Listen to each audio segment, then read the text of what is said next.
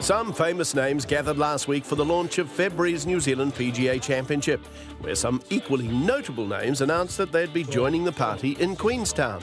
We are delighted to announce today the first two overseas celebrities who have been invited to play in next year's event. And I'm delighted to say that Sir Ian Botham and Tony Greig, two greats of the cricketing world, have accepted our invitation to play in the Pro-Am and will be showcasing their golfing talents at the Hills next year.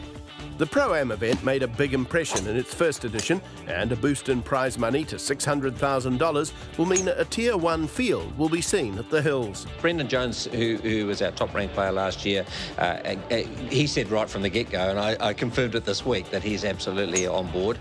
Michael Hendry, obviously, Mark Brown, Ryan Fox and David Smale have all confirmed that they'll be here. Another who'll be returning to Queenstown is the Prime Minister, John Key, the keen golfer outlining the government's commitment to the tournament. Really, with these events, it's about building up their profiles. So something like the Dunhill PGA, which is world famous, has really been around for a very long period of time. And so we're not going to get there overnight, but we've got the courses and we've got the weather and the capacity to really build a world-class event here. So we will have to invest for a period of time, I think. Now it's about promoting it, getting the crowds to the Hills is the key thing. I think that's the real challenge that we have. It'll be great to get the crowds through the gates to support it, and for Queenstown to get behind it, because I think that's the key thing going forward.